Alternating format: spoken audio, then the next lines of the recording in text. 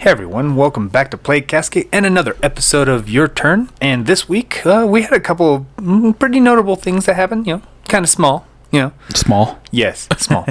But no, I think they're more important to talk about, but just a lot of people don't really talk about it. But Yeah. we're gonna kind of crack it open, kind of explain why we think they're actually more notable than they really are.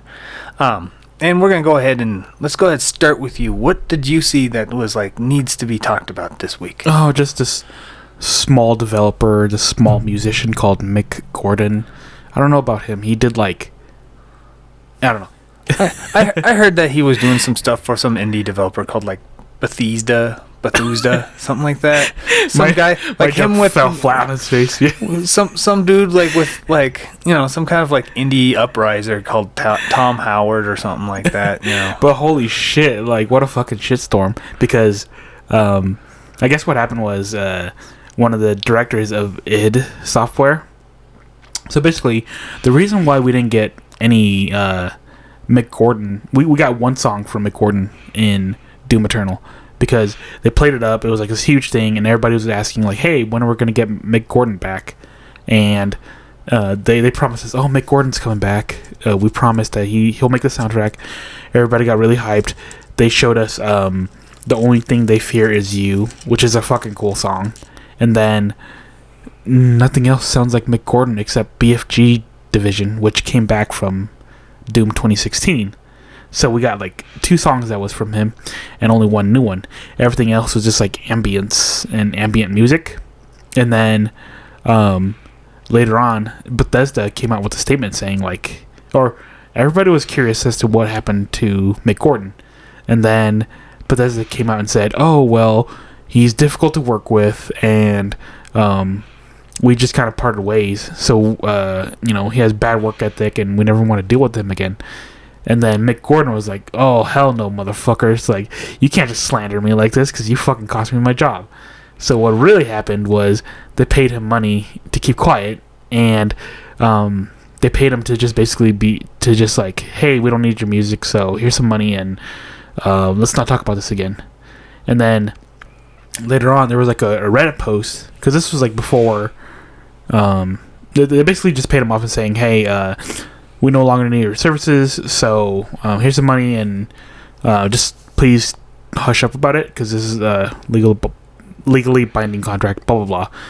And then later on in Reddit, you got I can't remember his name, one of the head ups of id Software talking mad shit about Mick Gordon on Reddit when it turns out that they fucking basically just kind of fired him and paid him off to be quiet, not to talk about it. So Mick Gordon told them to go fuck themselves. It's like a Yoko Ono scene. Hey, my girlfriend kind of has some awesome stuff that we're gonna try and experiment with, and she's really good at the ukulele and all this, and she's not really keen with Mick Gordon. We should probably kind of just part ways, because let's be honest, do we really need that music? Yes. Because that's just how ridiculous it is. But that does sound like a lot of one of those situations where somebody has somebody that just works with Bethesda and stuff, and either a cousin or a little brother or nephews or a niece and stuff, somebody's there I would really like to really just make some Doom music because I'm really good at it. Listen to this stuff. And then he's like, oh, that's really cool. I kind of actually like it. It seems kind of ambient for this type of thing. And they're like, oh, yeah, I should really like that. And they're like, well, we'll see what we can do. Yeah. And then Mick Gordon's like, no, that doesn't sound like what we are about Doom and stuff. Well, he was so passionate about Doom 2016 because... Yeah, and I think it sounds like Mick was like, I don't think the kid's music fits Doom. And this guy's like, how dare you assault my child in front of me? Well, I don't know who... well, they didn't have anybody... I don't know who did Eternal's soundtrack. I think it was just kind of I'm thinking it's somebody in a connection with somebody. Oh, okay. That's what I'm saying. Which I'm not saying it's an actual nephew. I'm not saying it's an actual son. I'm not saying... it's a family connection of some kind in some way. That's we can't prove that, tangible. Though. Yeah, but it's the pattern that tells me that that's probably likely that's what happened. Oh, when did they do that? You know, so you're like, okay, and it sounds like, honestly, from what I'm looking at, Mick Gordon was like, I don't like this at all. Like, this does not work. You know, and was being blunt about it. And because of that, there was contention. And this guy probably played it up and was like, you know what? Look, I don't want this guy's, heartbroken and all this. How about I just pay you this much money so you can keep your trap shut, and we'll allow this person who's connected to somebody higher up in Bethesda do this music for this game, and we'll just call it good. How about that? You mean you think it's nepotism that was what got Mick Gordon pushed out?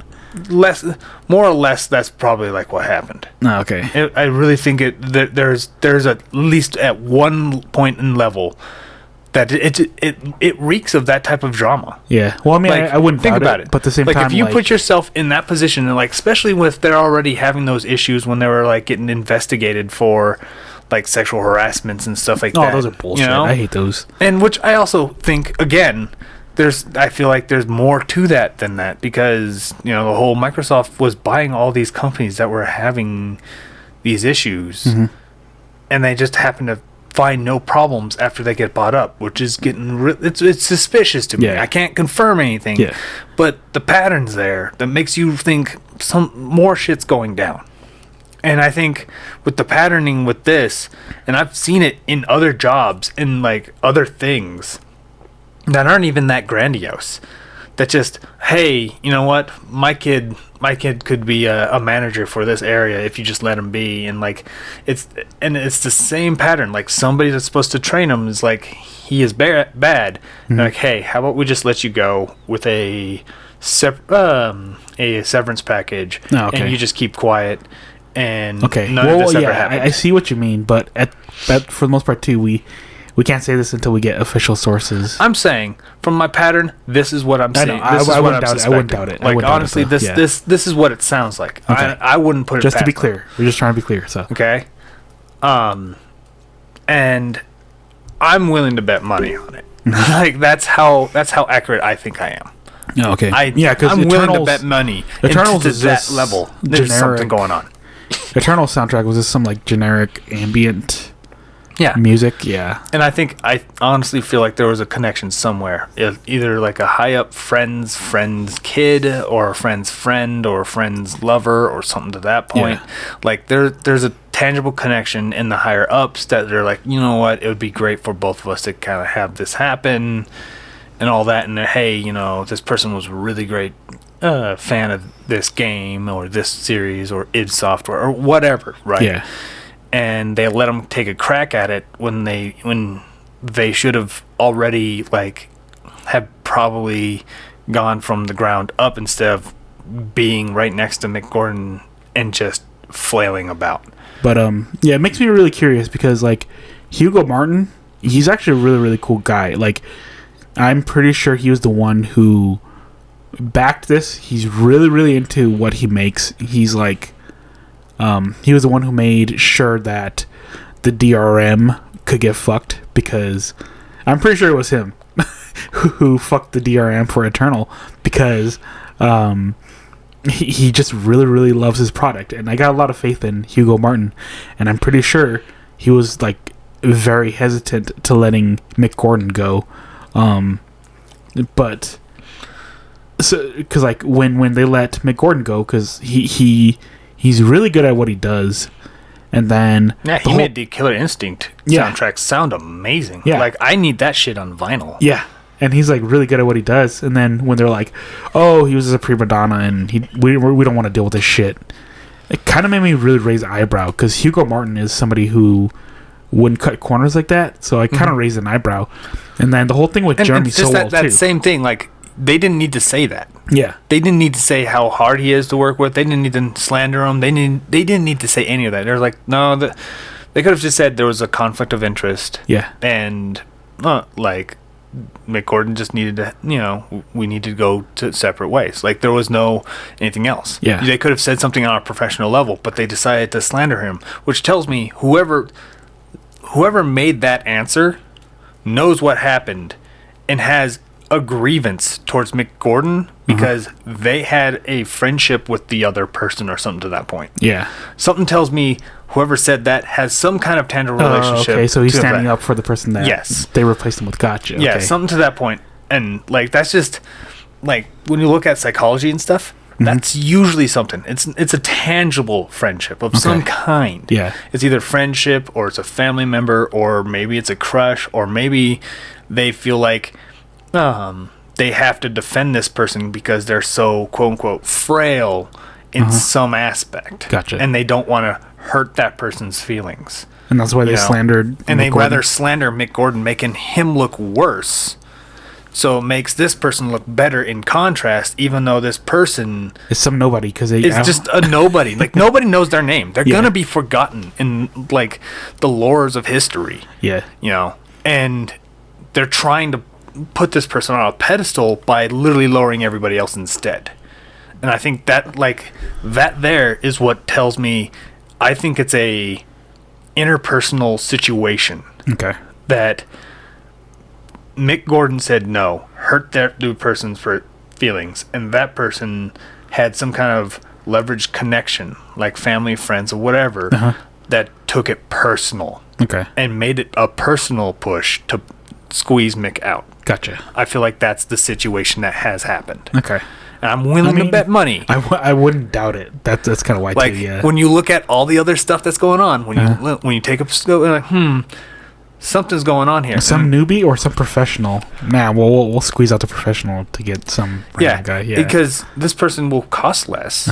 This person will obviously, you know, it's my cousin, it's my whatever, it's whoever. Like, it's obviously like if we just make the big boss and their associate that they bring in happy, we might get raises. It's easier to us to get raises than try to defend Mick and have us get fired. Yeah.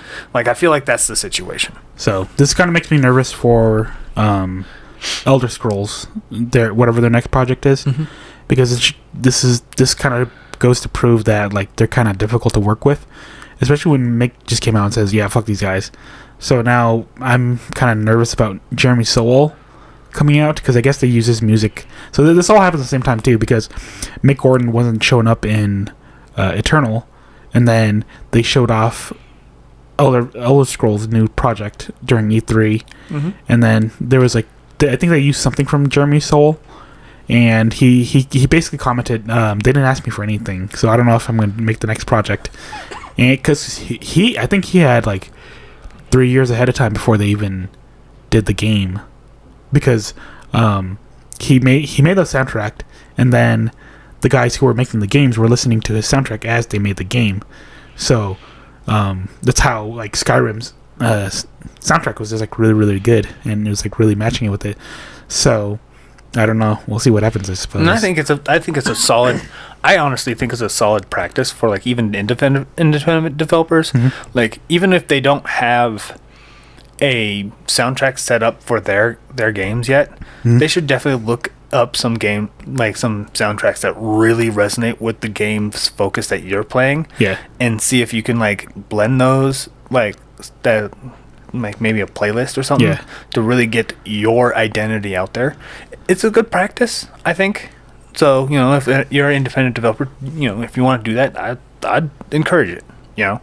So but yeah, I feel like it's a weird interpersonal relationship type of situation with Mick Gordon. Also, why he's more believable than Helena Taylor.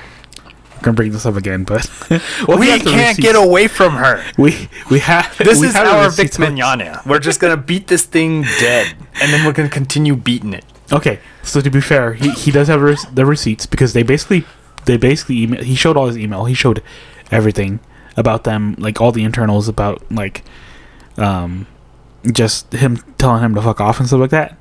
And then well, at the same time too, like why I gotta give props to Mick Gordon is because he's like, well, this is more between just like us and the big guys, like don't take it out on the Doom team. So it's like and that again tells me somebody higher up had a connection to somebody that wanted to have that role. Okay.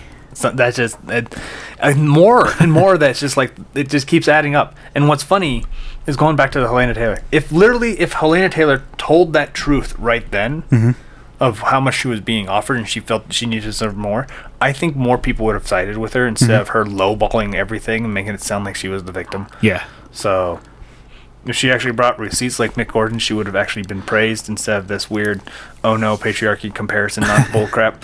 No, just do exactly what Mick Gordon did. Well, the funny thing about Helena Taylor was that she was being paid way above union dues. Mm-hmm. And everybody's really fucking pissed because she's not paying her due for it.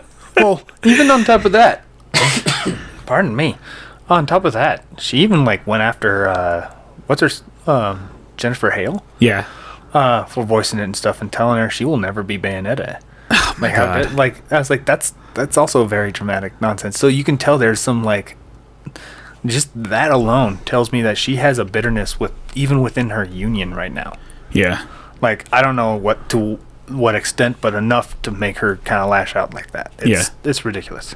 But outside that drama, yeah, that's a shame. We're never going to see Mick come back. So, oh well. Let's just shift over. What if Mick Gordon would do music for Splatoon? No, that's a terrible segue. How dare I? I will not do that again for at least a week. But no, Splatoon sales. So, Splatoon sales in Japan alone has exceeded worldwide sales of 1 and 2. Holy shit. Yeah. It is now considered the fastest, biggest selling video game in Japan of all time. Why does Japan like it so much? Squids. And kids, I guess. I don't know. I feel like it's a way for them, I think because of the colors, the ability to like see their like actual shooting game and stuff. They're not huge on first person shooting games. Yeah. They're not. And from my understanding, most of them actually suffer some kind of motion sickness from like some of our higher action, like demanded action games that are first person shooters. That they're not, I'm guessing they're just not very well versed in. Oh, okay. But yeah, first-person shooters just generally aren't that exciting in Japan. They don't really sell very well. They like even if they sell good, they don't sell well in comparison to everything else. No, okay. Maybe they're just paintball nerds. That's probably I think because it's bright colored and it's a third person. They're able to like kind of keep focus on the character itself. Oh, now that you bring it up, it's actually it's probably paintball culture and airsoft is really, really huge over there. I'm pretty sure that's probably why. That's probably part of it. I don't think that I wouldn't even weigh it out of it. Yeah. I think it would genuinely make a huge impact with it. Yeah. You know, especially now that everyone's going back out and like enjoying paintball and airsoft and stuff now that COVID's over. Yeah. You know? So, because of that, they're probably just going out there, finally enjoying their hobbies that they used to love. And because of that, they're like finding a renewed interest in it. And because of that, they want to celebrate it in many other ways. Yeah. Which I think Splatoon kind of helps. Well, I think it's also twice as good or better. That's also like, because 2, I haven't tried 3 yet, but 2 just seems more like more stages and more weapons. Yeah. So maybe this one's like more. No, that's basically 3 too. Yeah. Pardon me. But I think it's just when you think at 2 released at the beginning of the Switch. So for most people, when they're buying it, they're buying either Mario Kart 8 Deluxe or Splatoon 2. Yeah. And most people would default to Mario Kart 8, right? As time progressed, eventually there's more games for more people to buy. There are new games that people want to buy.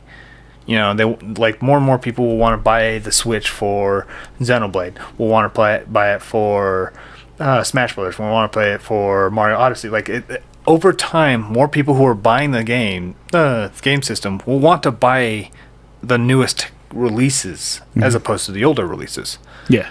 So Splatoon just kind of, even though Splatoon still sold immensely well, like it sold. Probably in the opening week, it sold about 1.5 times as much as the first one. But now you're looking at a new release of that same game with a huge attachment ratio early on. Have an attachment ratio just as good to 35 million plus people wanting to play it. Oh, okay. And it is looking to be with the trajectory it's at, it'll be Nintendo's, I think it's like 5th or 6th game to ever reach 40 million. Oh, wow. And it'll be 40 million units sold on one console, which is Mario Kart 8 Deluxe and eventually Splatoon 3. Which is kind of funny because they keep the bundles for Mario Kart 8 is still coming out. Yeah. We're never going to see 9, are we? No. So I think because they did that, I think they're trying to push that number because it's creeping up to Wii Sports. Uh-huh. It's climbing, and I think that's the reason why they're bundling it and stuff, so they could just push those numbers out. Because imagine being able to say Mario Kart 8 Deluxe was the de facto game that sells for Nintendo. Okay. They want that. They'll want that. They'll push that. They'll probably even release a quote unquote complete edition, at least in Japan, because Japan actually has this. A complete edition of Mario Kart 8 Deluxe. Okay. A Mario Kart 8 Deluxe, if you will. Just to push those numbers forward. Okay. Because a lot of people will probably rebuy that. I would rebuy that. Okay. I don't have the DLC, but I will buy the complete edition of that game. Gotcha. And I think that's what's going to happen here as well. And honestly, I could see them pushing a complete edition worldwide with a reduced price, just like probably like $40 instead, and take the hit on the chin for a limited time just to push those numbers even further.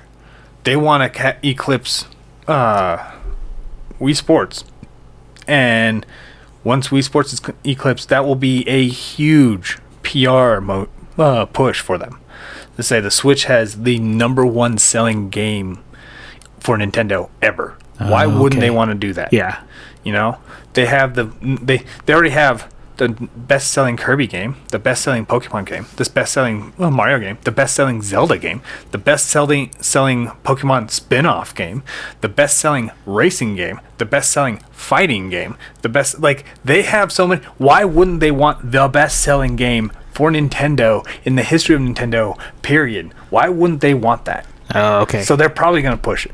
Gotcha. Because that's a lot. That is a lot. And there's going to be 2 games to have ever reached that reach. And then I think it's Animal Crossing is going to be up there with, I think it's Mario Kart. Oh, not Mario Kart. Mario Brothers 3 for Japan for the most selling games. Like, I think I got to look up the numbers real quick. But it's like, not many games have ever succeeded to that level in Japan ever, because Japan never really buys that many games. Yeah. And it looks like Animal Crossing will be surpassing that sometime soon as well. Damn. Okay. That's nice. Because Animal Crossing is now like... Animal Crossing's worldwide sales for New Horizons is Smash Brothers, Mario, Odyssey, and... like, I think it was all the Mario parties combined. Yeah. As one whole... That's Animal Crossing. Oh, okay. Like, holy crap, dude. And they only had, 4 games this Animal entire Crossing? time? Yeah. 6. 6 games? Okay. That's a lot then. Yeah.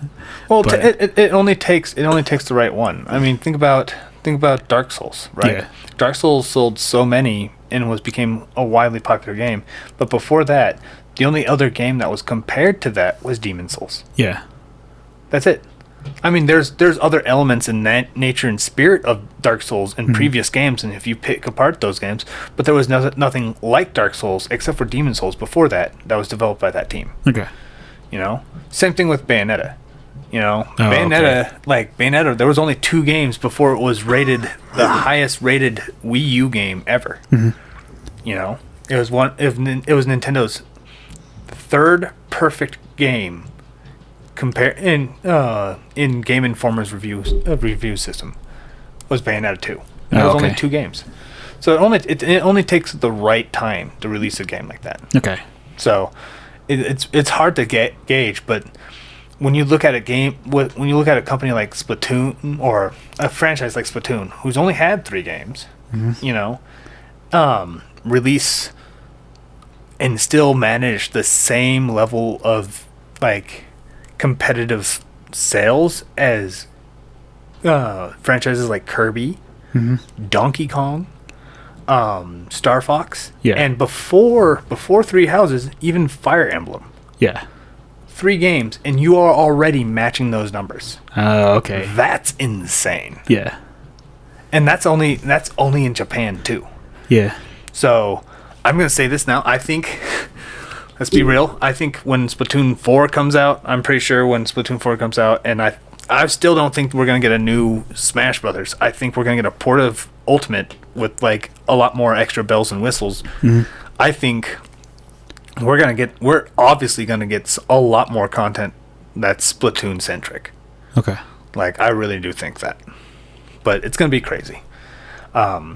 Is there anything else you want to talk about? No, that's all the big stuff that really happened this week. Following week. I mean, there's some few other things, such as the Sonic cycle being reset again, with Frontiers being good, supposedly. We have not played it. I think it's 7 is trash. We should just stream it one day blind, just see how it works. And yeah, so thank you all for listening to our little podcast and our weekly. And if you like to tell us what else was really good this week, and feel free to write it in the comments. And if you like our content, don't forget to subscribe, like, and share. And we will see you on the other side.